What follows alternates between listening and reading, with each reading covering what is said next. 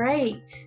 Good morning, everybody. My name's Stephanie Spann. I'm the Associate Director for the UC San Diego OSHA Training Institute Education Center.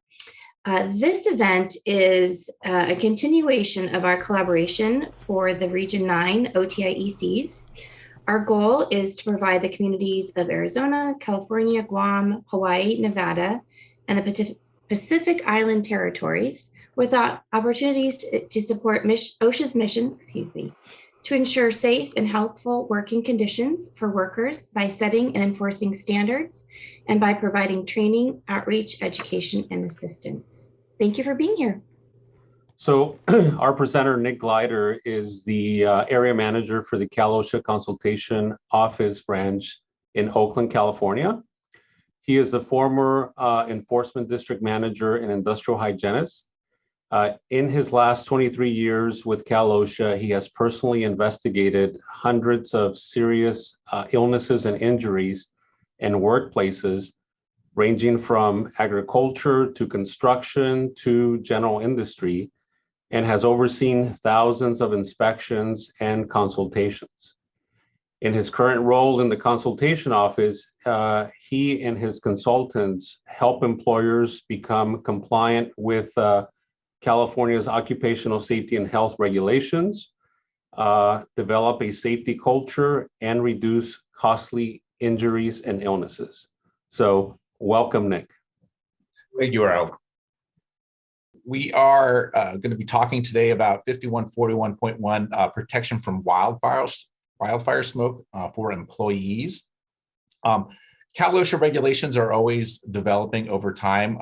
When a need arises, then especially with outdoor workers being of concern for heat or for smoke, this new regulation was temporarily put in effect in 2019 and was made permanent February of this year. So what I'm going to do through this presentation is go through the regulation, what's necessary for you to know in the regulation, and how to basically take this information and bring it to your employees so they understand the regulations and so everyone is compliant with Title VIII. So I remember where I was the day of the first fire, the campfire. I remember it was a beautiful day and it was blue skies. And then I came out of the building about 11 a.m. and it was smoky. I'm like, there's fire someplace. And I really couldn't find the source of it until later the next day when I heard about the raging fires in Central California up in the north. And the smoke just blew down and basically stayed with us for over a week. And this demanded, because this is an unusual situation where usually we're trying to protect employees from chemicals and things indoors and trying to bring in fresh air from the outside. And in this case, we have the opposite problem, is that the outside air is contaminated and we're trying to protect people from that. And so that makes it a really tough job. So these emergency regulations were developed. There was a lot of dangers from wildfire smoke. Mostly it's health effects. I mean, you don't want to be burned by a fire, but the fire smoke spreads far and wide, as we all know, and can create either cause health effects or exacerbate pre-existing conditions. So the applicability of this regulation is any workplace or operation where the AQI, which is the air quality index, is over 150 or 151 and greater. And so, and the lawyers actually put it in, put in there, it's any place that's reasonably anticipate employee exposure, which means outside or any gradation thereof. But ultimately, who decides would be like an administrative law judge. So say if you did get cited for not being in compliance with the smoke regulations, that would be the point where if you wanted to contest the citations, you would take that in front of an administrative law judge and work it out with enforcement in front of the judge, and they can make the decision from there. So there's no hard and fast rule, but if you think you can reasonably anticipate employee exposure, then you should be in compliance with this regulation. So exceptions. which are huge. So buildings with filtered mechanical ventilation, doors, windows that remain closed. I was called by my son's school because they were like, what do we do? How do we deal with this situation where the outside air is not good? And how do we deal with it? So I ended up going on the internet and figuring it out myself of what's in the air and what's required for HVAC systems to be operating. And when I was an inspector, a decade or two ago, I used to go every place of employment I would request the heating, ventilating, and air conditioning records.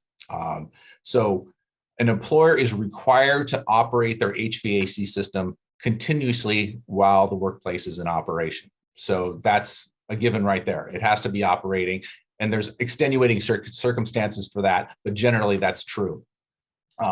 And you need to do annual maintenance and inspection of the HVAC system. So, and that has to be in writing. So whenever I did an inspection, I would request the HVAC record. So I say any fixed points of employment, and you have a building with internal ventilation, you should make sure that ventilation system is up to snuff, because when the fire happens, it's too late. You want to make sure that is working correctly, and you'll learn all about minimum efficiency rating values on your filters. So, and that's what I learned about. Vehicles are also exempt. So Nick? Yes. We have a quick question. Actually, there's two. But the Sean Forrest has a question. Will this exemption include all first responders? Okay, instead of firefighters engaged in wildland firefighting, I don't think so. I think the exception is specifically to firefighters engaged in wildland firefighting. Other first responders should be, and I'm going to get into this later, but basically there's a reasonable anticipation that if you're a first responder, that you might be exposed at the AQI over 500.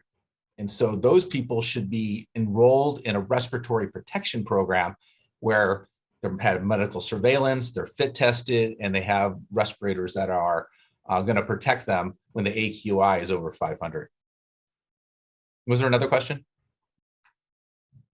David Hodge says, is this speaking of inhalation routes, or does it include absorption? I know you're going to deal with this, address it a little bit later in the presentation. So I'm not sure if you want to wait, David, or if you want to address that now, Nick.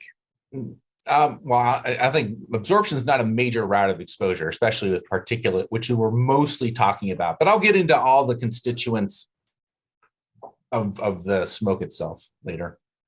Okay, thank you. Okay. So the vehicles, they're exempt if they're a filtered cabin air. And if the employer can prove that the AQI where the employees are is under 151, that's exempted too. And if they're only going out for 1 hour of exposure, then that's exempted. But you want to make sure that they're not overexposed and that they're not going over. And then there's the firefighters engaged in wildland firefighting. You would have to go to, basically that's the exemption. And as far as emergency crews, I think everyone should have, like if you're on a medical emergency crew or you're on a utility emergency crew, I think the employer should keep in mind that wildfires can happen and they can be called into action. So these people should be enrolled in a full respiratory protection program. So what is required? Basically, the AQI and keeping tabs on what's really going on in the air is very important. And you need to check beginning and periodically through the shift, because it does change radically. As with the first campfire and sitting in Oakland, it was an hour or two before basically Oakland was socked in, went from clear skies and breathable air to smoky. And communicating the employees is very important, both ways, not just the employer talking down to the employee, but the employee being able to speak to the employer and telling them about changing smoke conditions, or tell them about their health conditions, and see how and if they're doing well. How to reduce employee exposure? You bring them indoors, or providing N95s. and providing voluntary use respirators over AQI of 151. If it's over 500, they are mandatory, they're required. And so if you're going to put your employees, like say, emergency response crew, and they have to get the job done, lives are at risk, they should be previously enrolled in a respiratory protection program and have a, fit tested, HEPA cartridge respirator ready to go, or N95 ready to go in the case of this emergency, because when it happens, it's too late. So as far as identifying the harmful exposures, the AQI is very important. Everyone pretty much has a smartphone now. Most people. But I have AirNow on I have the AirNow app on my smartphone, so I can just bring it right up and look at my AQI wherever I am if you turn on location services. But there's a number of different websites you can use to monitor the situation, monitor where your employees are, so you can keep really in close contact with what is really going on in the air.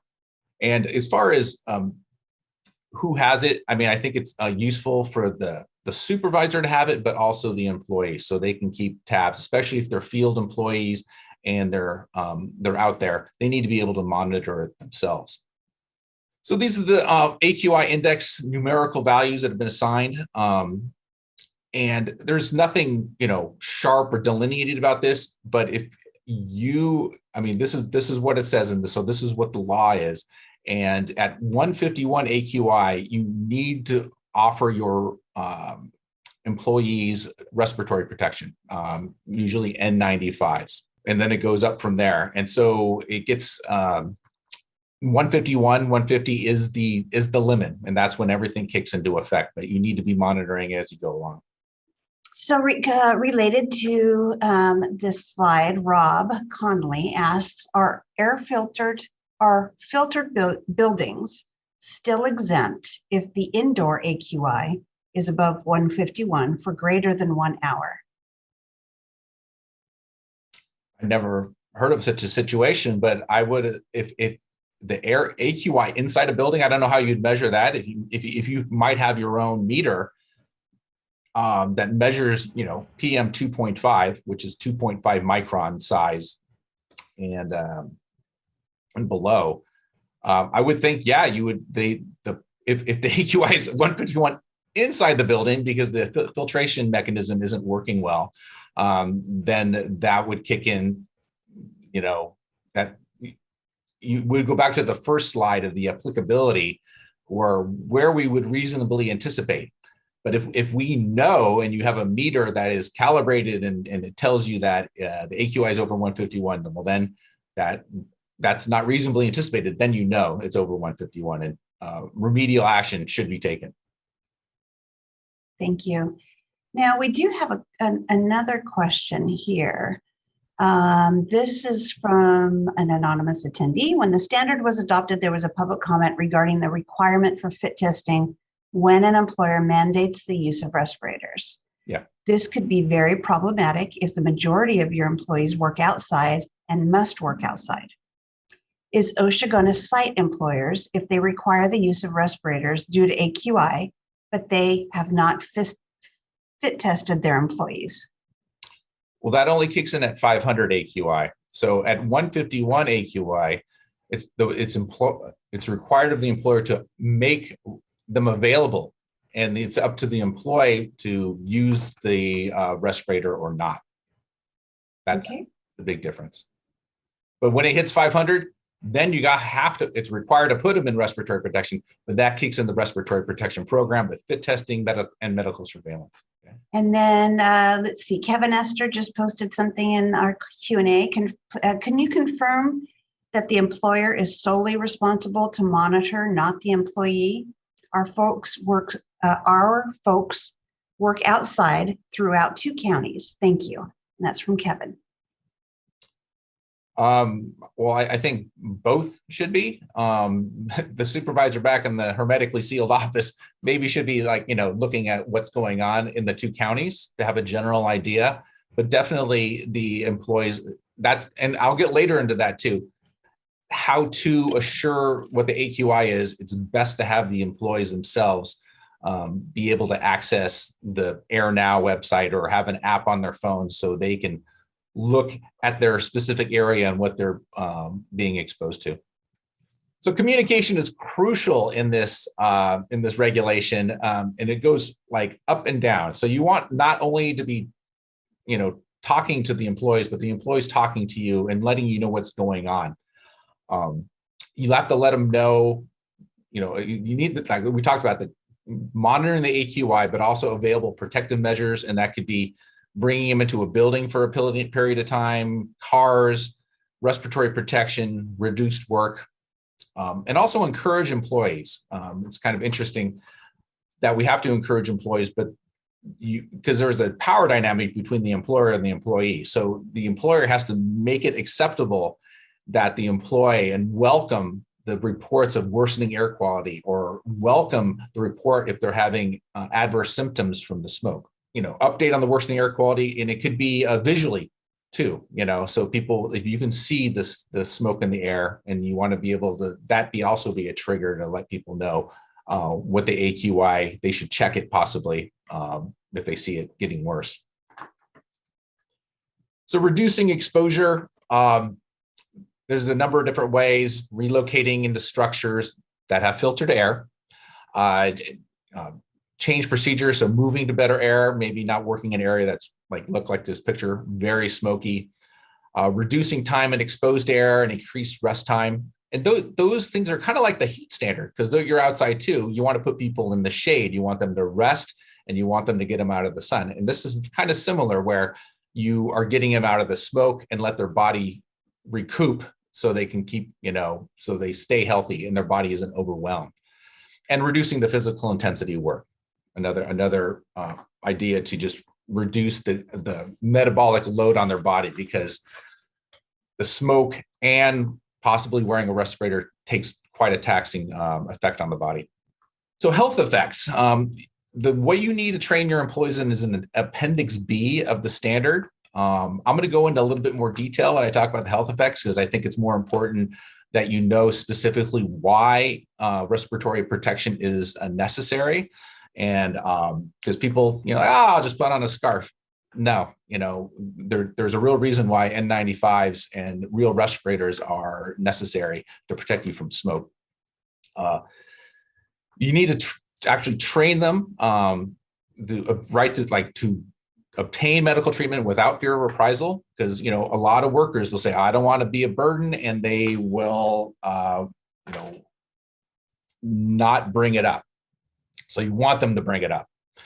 And how to obtain the AQI, either through the app or you reporting it to them, and the requirements, the methods to protect, the limitations, and the benefits of the respirators. And I will get into that in more detail later on. And the donning, use, and maintenance of respirators. Because if you don't don it and use it properly, it can cause even more of a hazard, or you have a false sense of security. So you're going around, sucking down a lot of smoke and thinking you're being protected, and then suffering adverse effects later. Health effects. So, particulate matter, it's irritating. There's all sorts of nasty toxins in it. Wheezing. I mean, I was a kid growing up in Los Angeles in the 1970s, and we used to have third stage smog alerts. And I remember running around at recess and getting back to class and going, and go, that's not good, because of breathing this Los Angeles smog in that decade. So it's a real thing. And if you're not a young kid, that wheezing could be a lot more serious, especially if you're elderly. My son was exposed, when the beginning of the fires, they kept all the kids inside, and I went to go pick him up, and I go, well, where is he? And they're like, oh, the kids were bouncing off the walls, and we had to take two of them out to the jungle gym so they could play Tarzan for 15 minutes. And I was like, okay. And I went out there and I got him, and everything was fine. I'm like, oh, I hope he wasn't out here too long playing around. And the next morning, he had flu-like symptoms. I'm like, is he sick? And it went away in a day, but it let me know that he was probably overexposed, in that 15 minutes of running around outside. It made him sick the next day. So these things can happen. And, what do you do though? Your kids are bouncing off the wall and you have to get them outside. Yes. Nick, David wants to know, when dealing with wildfire smoke on outside jobs, what if the AQI is just below the 151 mark, but the particulate count is above the acceptable limits, according to some of the air quality websites? You can get the particulate we're talking about is PM 2.5, which is 2.5 microns in size, which is actually quite big, considering the size of smoke itself. It all depends. I mean, the applicability of the regulation is like, can you reasonably anticipate exposure? And are you going to feel comfortable going in front of an administrative law judge and saying, well, the AQI on my app on my phone back at the home office said 149. And so I didn't bother to provide them with N95s, and then an enforcement officer opened up an inspection. And I think, that's going to be a hard sell, I think, if you're trying to push the limit, because what we're going here, you probably want to comply with the spirit of the law and not the letter of the law. If you want to, and also you want to protect your employees. So there is no, there's no magical number of at 149 to 150, 151. It's that much worse, and that the respirator is going to save the day. It might be useful at below 151. So, but that the law doesn't say is required until then. So personally, I wouldn't try to play the lines. Yeah, definitely. I like the spirit of the law. It's what we need to look for. You get some leeway, especially if you want to contest your citations in front of an administrative law judge. You want to be on firm ground, and when it's close to the edge on the 151, not so firm there. Thank you, Nick. Steve also asks, why wasn't PM10 taken into consideration, even though it's a pollutant of concern per EPA and actively monitored along with PM 2.5 as an AQI parameter? I'm assuming that, okay. Yeah, that's a question for the standards board. They answer the why of all this, and and I don't know. We have to do some research on that. I'm going to get a little more detailed now because I'm an industrial hygienist and I like knowing what's in the toxins that we're breathing, not just general wildfire smoke, but like what are the toxins and what do they do to your body? And the biggest one, especially if you're close to the fire or, is carbon monoxide. Carbon monoxide is a chemical asphyxiant. That means it doesn't displace the oxygen in your lungs, but it displaces the oxygen in your blood. And it binds to your carboxyhemoglobin 200 times stronger than regular oxygen. That's why people that are exposed to carbon monoxide, they might be removed from the exposure of carbon monoxide, but the carbon monoxide has built up so much in their blood that their body starts dying anyhow, and you can't get oxygen in there because the carbon monoxide is much more stronger at binding the carboxyhemoglobin, which feeds your body and keeps you alive. So carbon monoxide is a wicked one. And you got to watch out for that. Like in fires and things like this happen, sometimes people break out the generators, like because they turn off the power. And people with generators indoors, and those generators can give off carbon monoxide. So you got to keep the generators outdoors. So that's just a side note that I was reading through things that happen in these type of events. People start using generators, and that's carbon monoxide is also a threat using those. There's nitrogen dioxide. This basically just impairs the lung response to biologicals, and we know those, and chemicals. Ozone is an oxidizer irritant, causes free radical reactions, starts plucking electrons from all your other cells in your body and just does a lot of damage. The particulate matter, what's in there is a variety of toxins. So we really, don't know, but they can all have their own unique effects. Acrolein, benzene, everyone knows benzene as like the super solvent of yesteryear, but now we know this chain of carbon atoms causes cancer, specifically with the blood too. So benzene, I was surprised to find out that actually comes from wildfire smoke. And I was like, oh, that's interesting. And formaldehyde, technically it's a suspect carcinogen, I think right now, suspect human carcinogen, but for the sake of this, I'd say, let's just call it a carcinogen and to protect yourself from it. As far as the health effects with structural smoke, because we call this a wildfire smoke regulation, but ultimately it's just not trees that burn and brush. Houses burn, cars burn, all sorts of things burn, and they give off a whole host of other chemicals like hydrogen cyanide, which kind of like carbon monoxide, displaces the oxygen, so you can't respire, but hydrogen cyanide blocks cellular respiration, does pretty much the same thing. Hydrochloric acid, of course, is corrosive. Phosgene damages your lungs. Metal oxide, there's a whole wide variety of those that can do damage and in different effects to your boluene, styrene, and dioxin, all CNS depression, which is central nervous system depression. Toluene, male reproductive effects. Styrene affects your heart, so you can have cardiac arrhythmia. And you get it in your body. And the reason most of these chemicals cause liver and kidney damage is because to get rid of these chemicals out of your body, it goes either to your kidneys to be polarized, or it goes to your liver to be conjugated, and it does all sorts of, basically you're making your liver and kidneys work overtime to get these toxins out of your body. So that's why it does significant damage there. And dioxin also causes central nervous system depression, and it is also a carcinogen, a potent one. So all of these things I am mentioning, this is not in the regulation, but I think it's important to understand why we want to protect ourselves from wildfire smoke. And these are the reasons why, as motivation to your employees to wear a respirator properly, to pay attention to AQI. And cardiopulmonary mortality is a huge one, especially you have pre-existing conditions like asthma, which is an obstructive disorder. Same with COPD, and myocardial infarction is straight up a heart attack. So stroke, that's in the brain, and arrhythmia. So that's the fluctuating heartbeat, irregular heartbeat.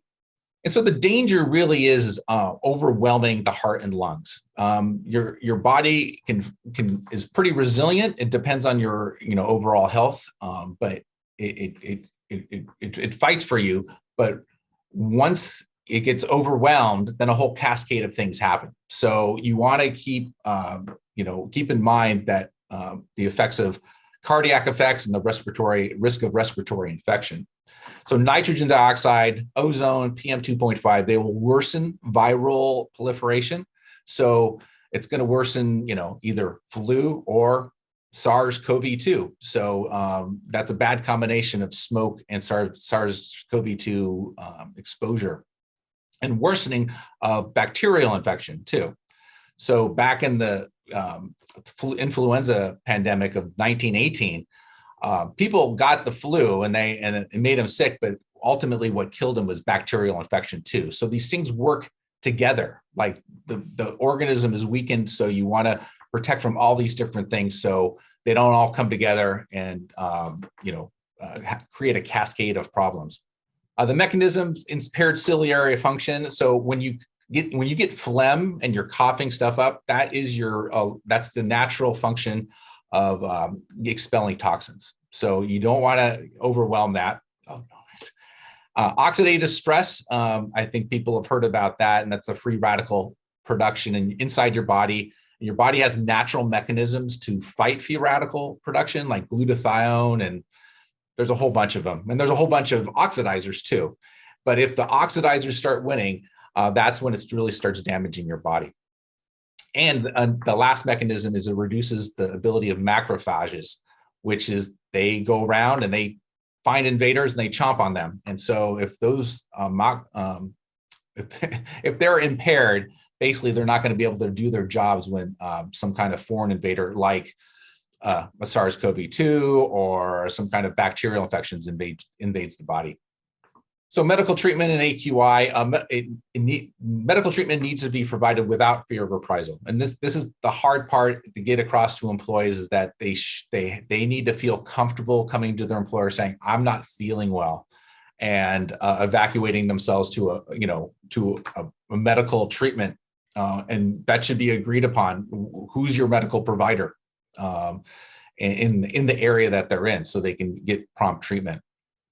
And employees also need to be told how to access the AQI, or be told. But like I said before, and someone asked this, is the how-to is probably a lot better than you actually providing it to them. You want both, basically. You want the supervisor to be able to check, or someone remotely to have a general idea of what the AQI is, where their employees are, but you also want the employees to be able to look for themselves. Okay, respiratory use. So basically, once it hits 151, it has to be a respiratory protection has to be offered to the employee. Clean, right fit, NIOSH certified. And for NIOSH certified, everyone knows about KN95s, and KN95s are not NIOSH certified, except for one. I actually did a study where they fit tested me with like 13 different KN95s. Two of them, one of them was NIOSH certified, or two of them were, and they actually fit. And you could tell it was a respirator because it's I got one right here. It has the two straps that go behind the head. So this will go behind the head, and this one goes behind the neck. But if it's ear loops, every respirator that I did quantitative fit testing with the ear loops failed because it doesn't seal to the face well. And just so you know, there's a wide variety of respirators, respirator quality and functionality. And it really comes down to the higher quality ones work better, are more comfortable, and that should guide your decision-making when you buy respirators and get actual N95s. All right, so you have a lot of questions about respirator use. We haven't even started yet. Do you want to address them now, or take a couple? Yeah, let's go through it. Let's see. Okay. So let's see here. You go back. I was saving these. Anonymous attendee says, so basically you have to fit test all of your employees who may work outside. That's, no, there's not a question. This is very onerous and costly. Not a question, more of a statement. Is this correct? No, there's no fit test requirement. The only requirement for this in this regulation, if it goes over the AQA goes over 500 and it's mandatory, you got to put them in a respirator. Then you got to fit test them. Then you got to get them medically cleared.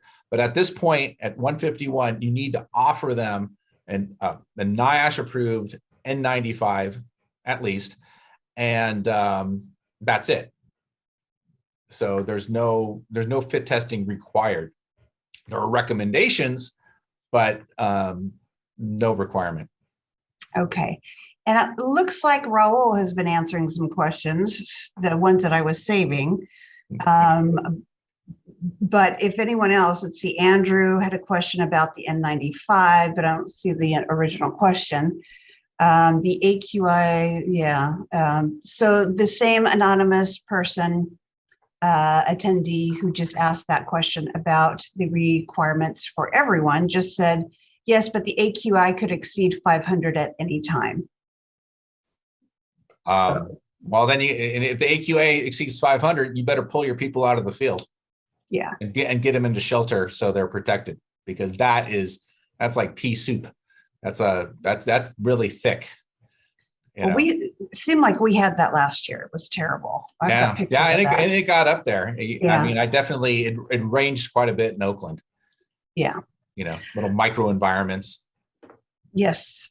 Esther asks, can you elaborate a little on the Appendix D for voluntary use on N95 masks if the air quality is less than 151 for employees who may have a pre-existing medical condition and prefer to wear a respirator? Do you need me to repeat that? Yeah, well, she's asking about the respiratory protection standard, which there's what they call the Appendix D.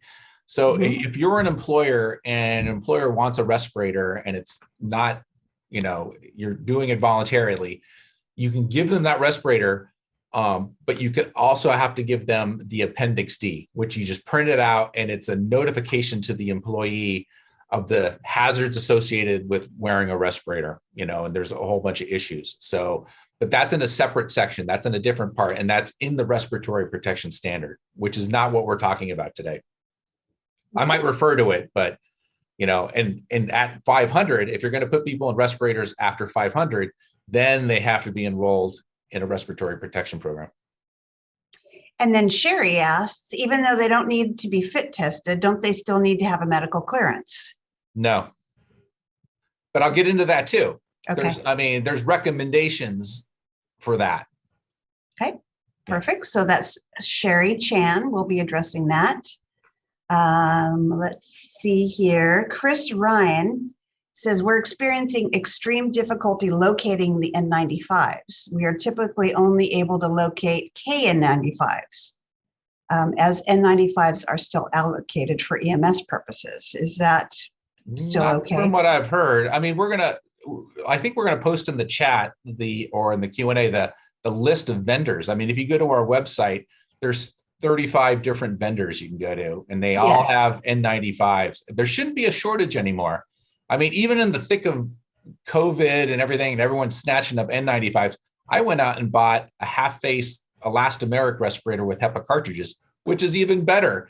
But no one was buying those. Everyone was buying the disposable ones. So, but they are out there. N95s are out there now, and I say buy them now, so you have them ready when the fires hit, because you don't want to be panic buying with everybody else. Absolutely.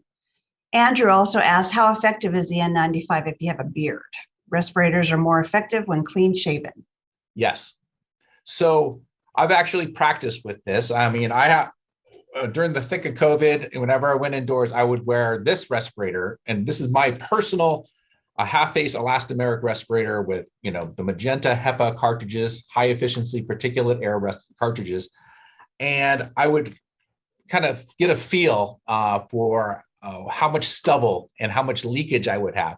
And what I have right now is too much. Like I would pretty much nullify the effect of a respirator with this kind of beard that I have on me right now. The air would come right through here, and the PM 2.5 would just go right in, and I wouldn't be protected very well.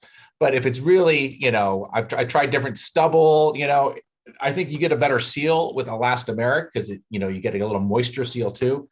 With the N95, you don't have any rubber gasket or anything. So I think these are much more sensitive to any kind of facial beard stuff. So if I was if it was really bad, the AQI was really bad right now, I would definitely shave and be clean shaven and wear my respiratory protection. Actually, I'd wear my elastomeric and not even N95 because it's better.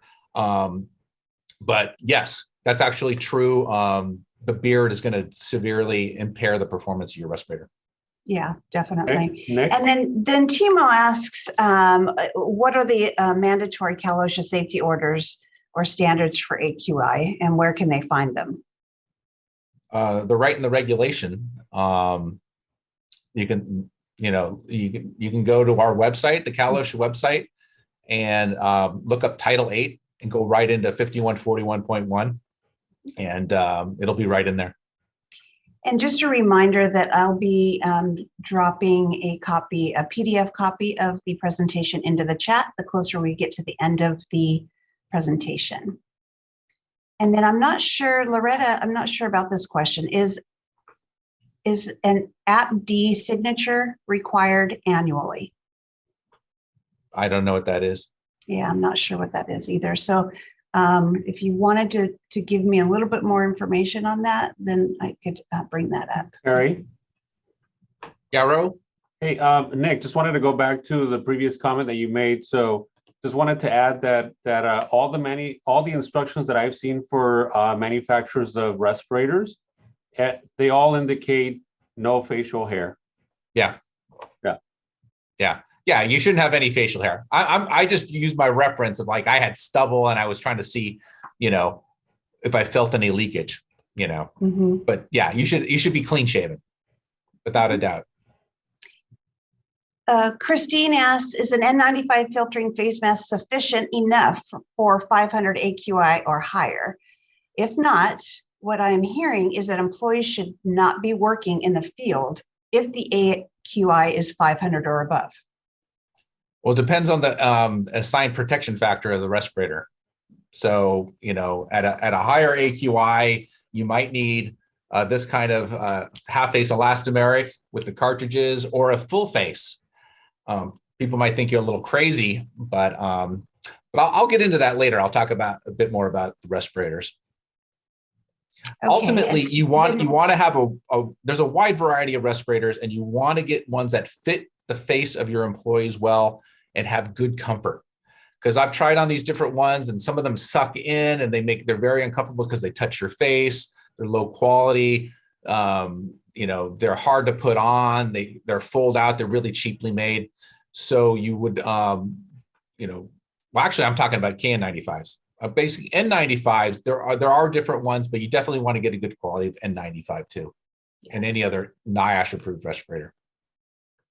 So Steve is asking, what is the max use concentration rating for the N95 when working in environments with AQI of 500 and above, if the assigned protection factor for the N95 is only 10?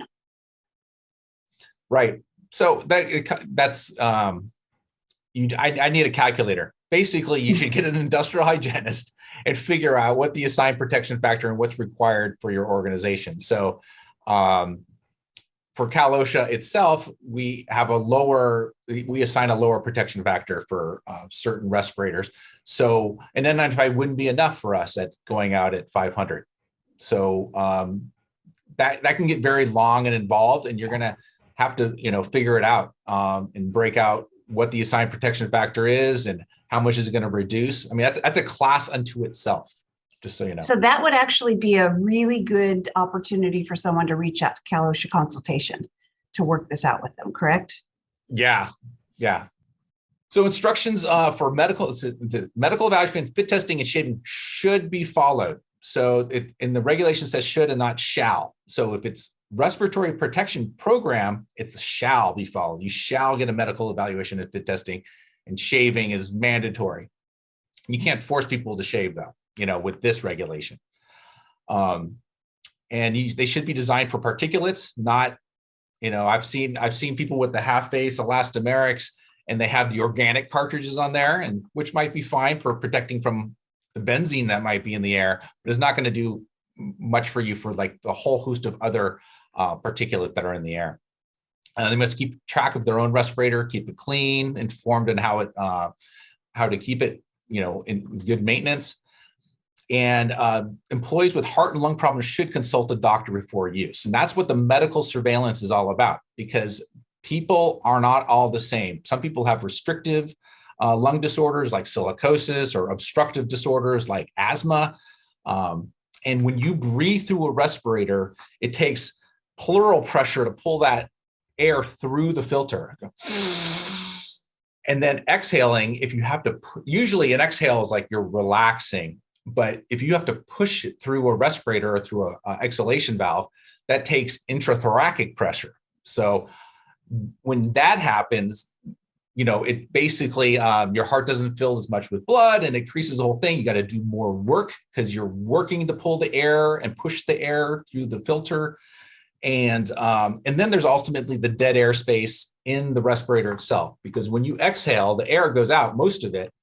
But then there's still just a little bit of volume there that you're going to re-inhale your own carbon dioxide. And that takes a little bit more taxing on your system. So those all should be taken into account of why just putting a respirator on your face needs to be taken into consideration. And that's why when it's a respiratory protection program, this is all mandatory.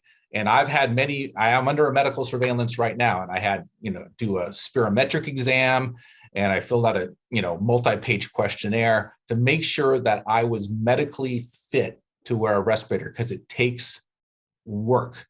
And if you have any pre-existing conditions, it can exacerbate those problems.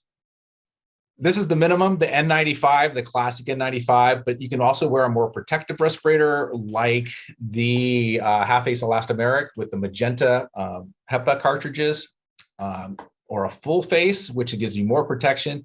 Personally, the best is the powered air purifying respirator, which actually pumps the air into your mask for you, so you don't have to expend all that effort of sucking the air through a filter. You have a little fan that does that for you. And I used to wear one for when I did asbestos, go into asbestos containments, and it's all filled with asbestos dust.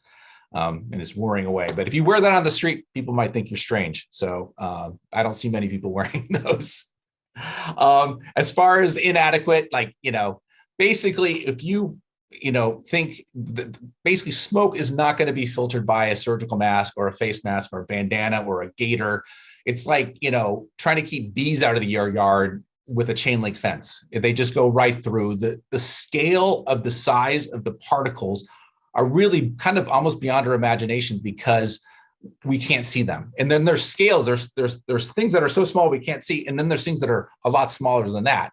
And they have different physiological effects on the body. And the insidious thing is that the smaller the particle, the less likely it's going to be caught in your upper airway and expelled through phlegm and things like that. It's going to get way down into your alveoli where the oxygen is exchanged with the blood and get into your blood system and wreak all sorts of havoc. So that's the big concern there. Facial hair, here we are.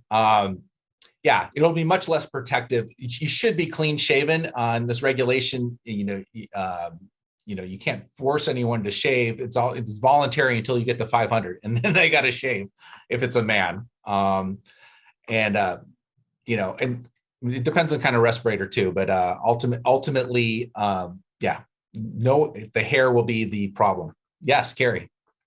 Okay, so back to the questions here. A few about just wanting some clarification on the facial hair issue. So let's see here. I'll start with Estabana. When a person has facial hair and they want to wear an N95, does the employer provide it to them even though they will not be well protected? Yes. If at 151, they have to make that available to them, and if they want to wear it, but as an employer, you should inform them, as we're doing right now, that facial hair will hurt the performance of the respirator, and basically all the air will flow between the seal, right where the hair is, and go right into your mouth and lungs. So you need to inform the employee that basically they're nullifying the effectiveness of the respirator. I think that would actually answer this question as well, but Anonymous is asking, then what would you recommend if employees refuse to be clean shaven? Well, if they want, I mean, basically the respiratory protection has to be offered to them at 151. And what was the second part of the question? Like, what if they refuse to be clean shaven? Is there any recommendations that you would have on addressing that? Just inform them that they're not being protected at all. That that's it. I mean, they can be wearing the respirator, and I when the first fire started, I saw people wearing masks, and I wanted to stop them on the street saying, that's not helping you, but it made them feel better. So, and maybe there's something to that also. People, psychologically feel better but ultimately, if you want to protect your lungs and filter these things out, these HEPA filtering mechanisms, melt blown, polyethylene is the way to go, because it basically allows the best flow possible through the filter medium while filtering out 99.97% of the particles that are at 0.3 microns. Okay, and so basically the particulates will mostly be taken out. It's not going to get it all because some of these particles are going to be smaller, but hopefully the electrostatic charge on the HEPA filter is going to grab even the particles smaller. So, but that's why you shouldn't be exercising. Even with a respirator, you shouldn't be outside exercising and increasing your respiration rate. And you got to also realize that you're not being protected with the HEPA cartridges. You're not being, or HEPA filter on the N95. You're not being protected by gases and other vapors like formaldehyde and acrolein. I mean, theoretically, you could stack your cartridges. You can get a half-face elastomeric like this one and have, magenta HEPA cartridges and organic vapor and acid gas, but that's still not even a guarantee that you're going to get it all. But, and I've never seen that. So Nick, Esther's asking, she says, correct me if I'm wrong, but the PAPR doesn't require clean shaving. Depends. If it's a PAPR, powered air purifying respirator, and it's a full face, I would have to be clean shaven. So I'd have a seal. There's different kinds of PAPRs. There's the hood PAPR. So you can put this huge hood over your head and it basically supplies air and provides really good protection, but it's bulky. And if you can afford it, go for it. I mean, I love the powered air purifying respirator. I wore one for years going inside toxic containments, and I always felt, protected. So Anonymous asks, should they have an employee sign something to prevent a citation to the company if the employee refuses to be clean shaven?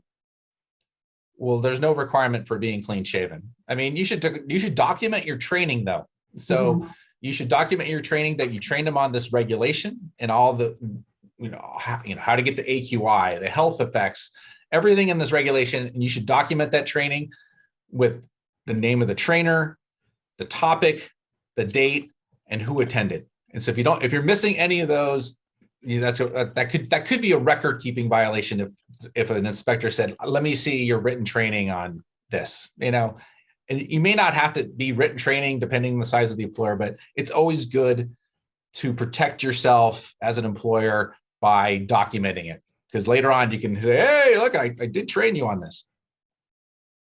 Nick. Yes. Could I add to Carrie's question? Yeah. So Carrie, I think the question that you just asked is more related to labor laws. So remember, we're not labor law experts, and there is no option for an employee to work, if they're required a respirator and they don't want to shave. I mean, I don't think that's an option, right? So if you're putting somebody at harm, right, or where they're exposed to something, and they have to have a respirator to protect themselves, right? And we're saying, well, okay, we're gonna allow you to work, but it's okay if you're not shaved. That employee is not being protected. So I don't think that's an option. Well, I would think that that's like you mentioned, that's a different issue than what we're addressing today. But yeah. If you're going to have employees working out because it's an emergency at over 500 AQI and they're going to be wearing respiratory protection, then they need to be clean shaven, they need to be fit tested, and they need to be medically cleared to wear that respirator. But up until then, they need to be voluntary supplied, given an N95 or some kind of adequate NIOSH approved respirator to protect them. And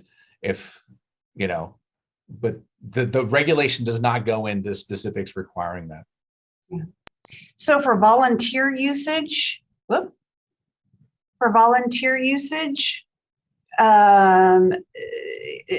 doesn't require that the employee be medically cleared by the employer, but should they? Would you recommend that they get medically cleared by their own doctor? I mean, in the previous slide, yeah. I mean, if they have any history of heart or lung problems, certainly, because that might prevent them from wearing a respirator, and because the respirator is taxing on the body and can cause its own problems. So you want to mitigate those problems by not putting them in harm's way, by either putting them out into horrible, smoke-filled air, or putting them in a respirator, which also is going to, possibly harm them. And so then you would have to act appropriately and put them in clean air and change your work practices or do something, but not, there's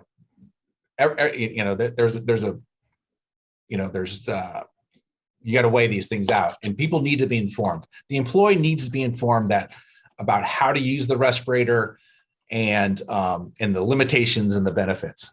And if that's clearly explained to them, that might inspire them to shave or, wear it in a certain way. So wearing it properly, tight seal, and you can't get a tight seal with facial hair like this. But you also can't get a tight seal by having these hooks around the ears, like mask people are wearing. It has to be around the back of the head at the top. And I see people all the time, they wear the straps incorrectly. And so like it's pulling, they have it both on their neck or both on the top. You want to have it pulling precisely in the right spots on your face so you get a good seal. You need proper donning and doffing. There's like videos I've seen, on how to do this. Over the nose, under the chin. Everyone knows that now with COVID, how to properly wear, a respirator. And the form fit the metal nose piece. So the metal nose piece, like this respirator, this N95 I have here, it came flattened out. It was like pinched. So what I had to do is I first flattened it all out so it's nice and smooth, and then I bent it to the shape of my nose, approximately, and then I put it on and then shaped it even more. So I had a really good seal, because the most likely event where you're going to get leakage is right from the nose bridge and right under the chin, onto the sides of the chin. So those are the crucial things that people need to know to wear it correctly. And do a seal check as instructed. And it's a little bit more difficult in an N95 than it is half face elastomeric. And the replace of damaged or dirty, and that happens really easy with these N95s. They get dirty really quick, and they become disfigured, deformed really easy. They become uncomfortable to wear. So that's why you should have plenty of them on hand. And also seek medical help if difficulty breathing, dyspnea, shortness of breath, dizziness, nausea. I know from just wearing a mask, I was giving a speech once, and I had a mask on, and I was, hold on, let me catch my breath, because I was suffering. Even though I was fit to even wear a respirator, I was having difficulty breathing through my mask, giving a speech. So all those things should be taken into account.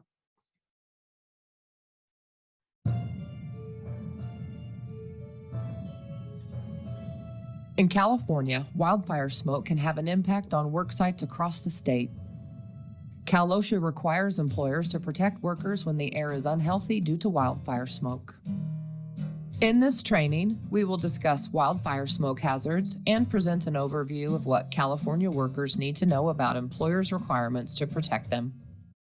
Wildfire smoke contains many hazardous chemicals, but the main harmful pollutant for people who are not close to the fire is particulate matter, tiny liquid and solid particles suspended in the air.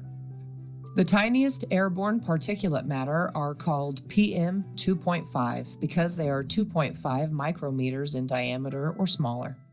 To put that in perspective, the average human hair is about 70 micrometers in diameter. That's about 30 times bigger than these fine particles from wildfire smoke. PM 2.5 particles and droplets stay in the air longer and are usually the most harmful. They can get into your lungs and even be absorbed into the bloodstream. They can irritate the lungs and cause persistent coughing, phlegm, wheezing, or difficulty breathing. They can also cause more serious problems such as reduced lung function, bronchitis, worsening of asthma, and heart failure. Cal OSHA has a regulation to protect workers from wildfire smoke.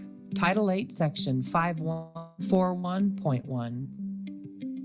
Workers are not covered under this regulation if they work in a structure or vehicle where the air is filtered through a mechanical ventilation system, and the employer ensures that windows and doors are kept closed, except when it's necessary to open doors to enter or exit.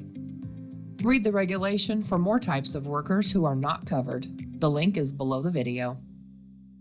The regulation requires employers to protect their workers from the effects of wildfire smoke when the employer should reasonably anticipate that employees may be exposed to wildfire smoke, and the current air quality index, or AQI, for PM 2.5 is 151 or higher.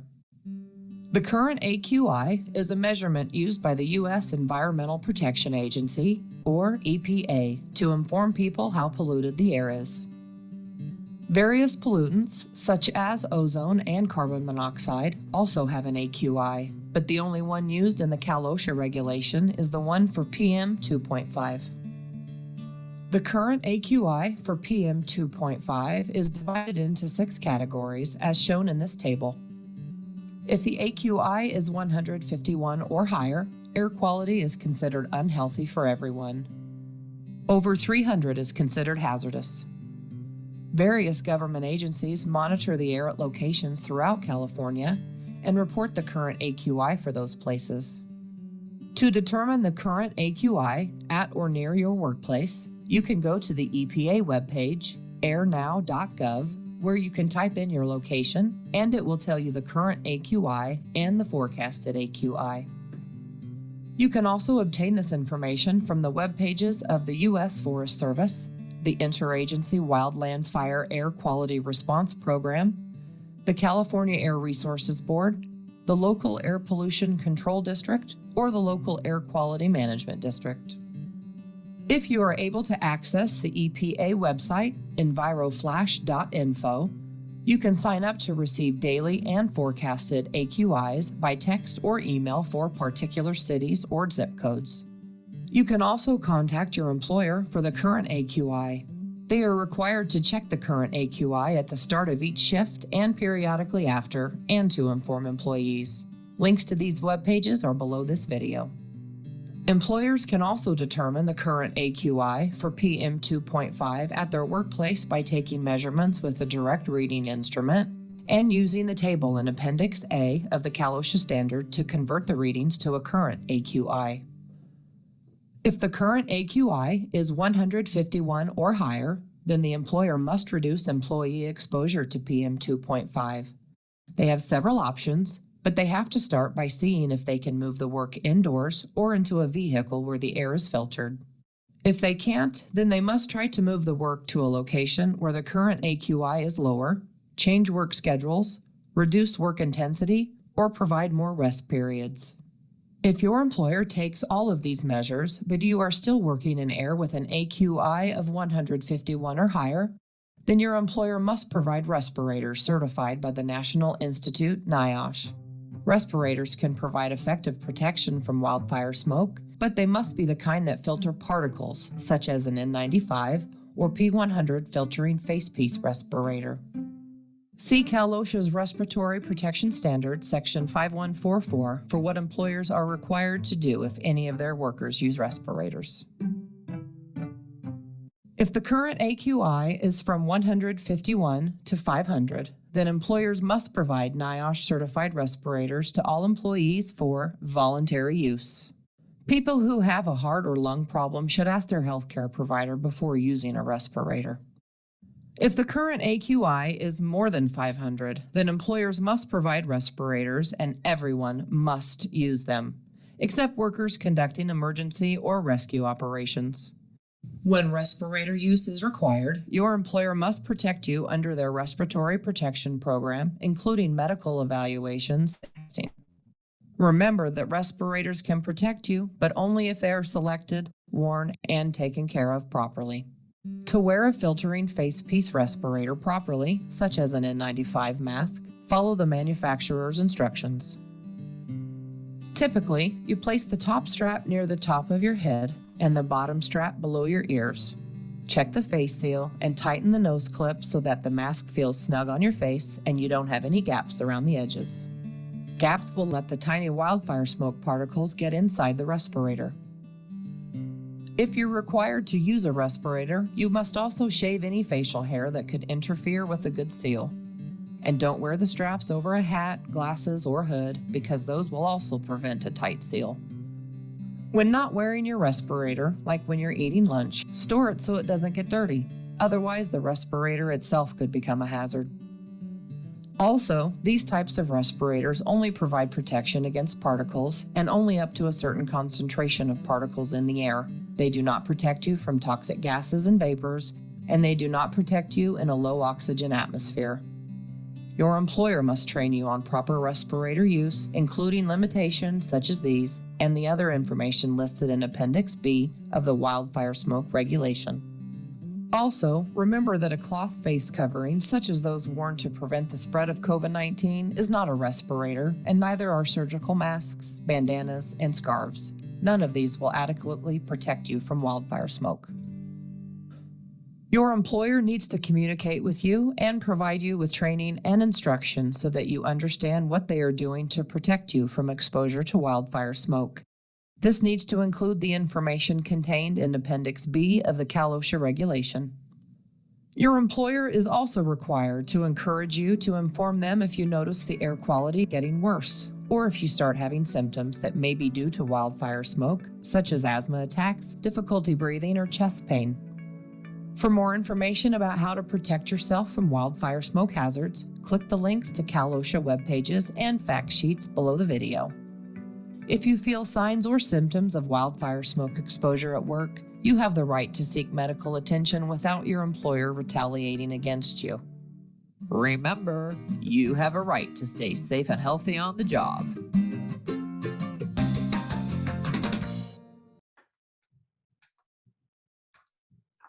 So what we have here is the Cal OSHA resources. This is the list of vendors we were talking about earlier. There's like 35 on there. You should be able to find any kind of N95 respirator on there. And then there's also additional information on building ventilation systems.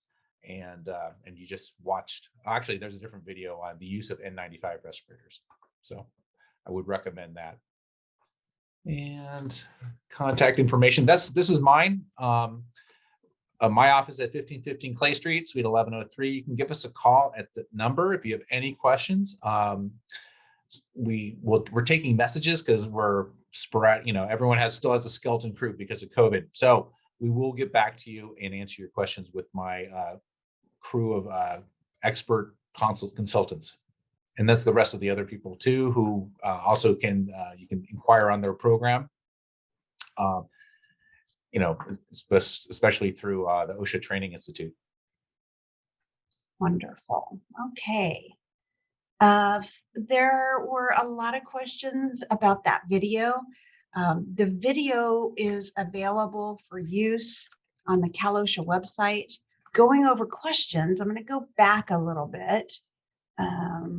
Alexander Aguiano asked, when CAL FIRE, the Forestry Department, and the National Guard have a setup to combat a fire, what OSHA entity would be involved? Well, if it's a California employees, it would be Cal OSHA. And say if it's the National Guard, it would be Fed OSHA. That's a different jurisdiction because they're federal employees. Okay, hopefully that answered Alexander's questions. Carrie asked, is it possible for you to provide an HVAC inspection list that Cal OSHA uses? No, I don't. I mentioned that because that's what I used to enforce, and I would be looking for their maintenance record, but there is no list that I know of. Okay.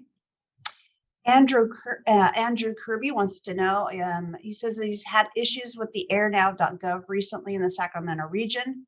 It hasn't been updating properly. Do you have other sites or is there a phone app that their solar construction team can use out in the field? Well, there's a number of different websites that we put there before. The U.S. Forest Service Wildland Air Quality Response Program and the California Air Resources Board website. It's not limited to the air now. I mean, there's ones that are local that might actually provide more accurate current information on the AQI. So it depends on what your needs are. So I actually searched my apps for local AQ air quality management districts and so forth. So that might be something that would help you. Kevin, related to the exception statement, engaged in wildland firefighting, does this include those involved in operations related to the fire incident, for instance, support of the incident, or does this mean purely those in suppression activities?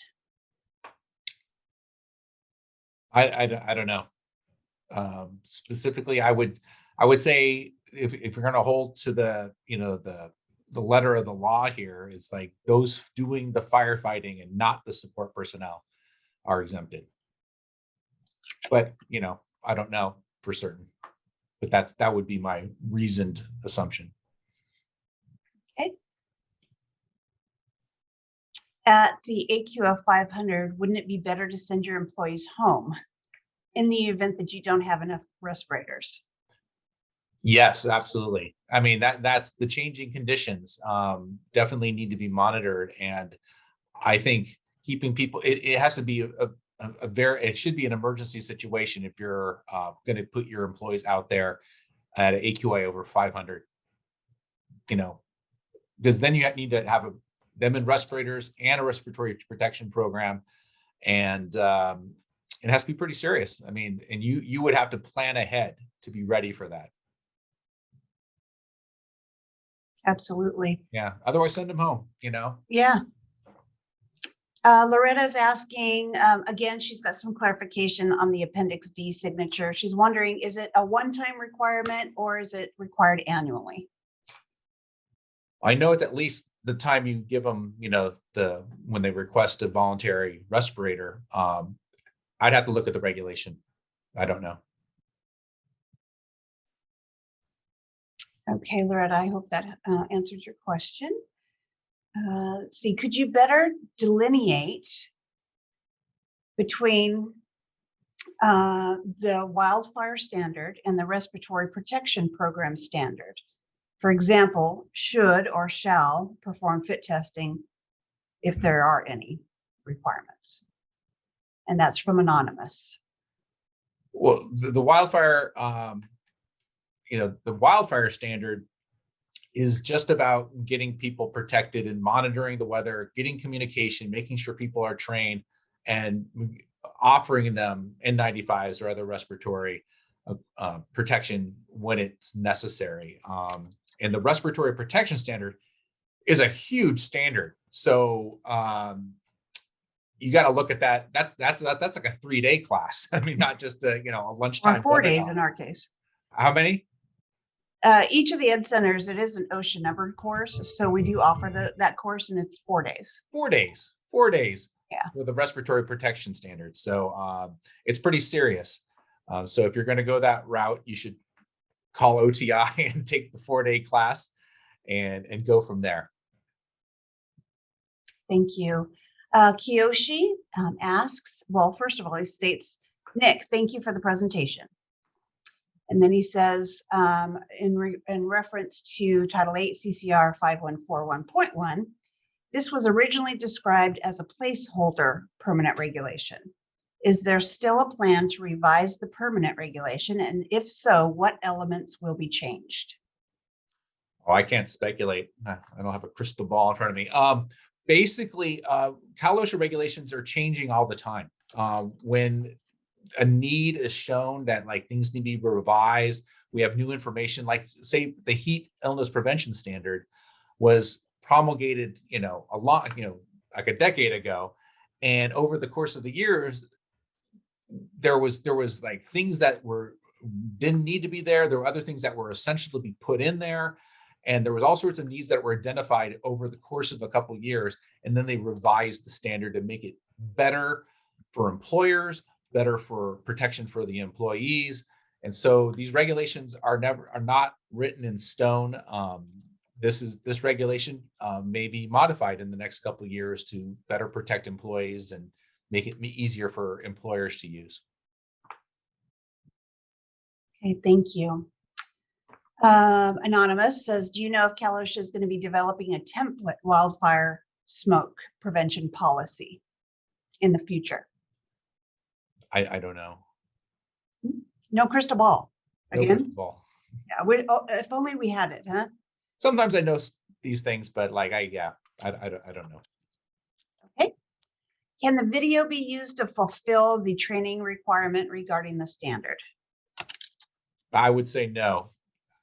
I mean, you can use it as an adjunct, as we are using it right now, but you really want to sit your employees down and explain to them, and I went into way more detail during this presentation about the health effects because I think that's really important, the why you want to protect yourself. I think if people understand the hazards of the smoke, then they're much more likely to take it upon themselves to really think about it and to want to protect themselves in the case of one of these wildfire crises. Okay, let's see here. Okay, Daniel, the following. These are more like statements. So, and then Rob is asking, this is our last question, Nick. Okay. It seems like there were some shall should nuances between sections 5141.1 for wildfire and for respiratory protection 5144. Yep. What are those? I already went through that. I mean, you know, in the respiratory protection standard, those are all shalls without a doubt. Okay. In this standard, it's should. And so I would recommend everyone, you know, if you can, get your employees medically cleared, get them fit tested.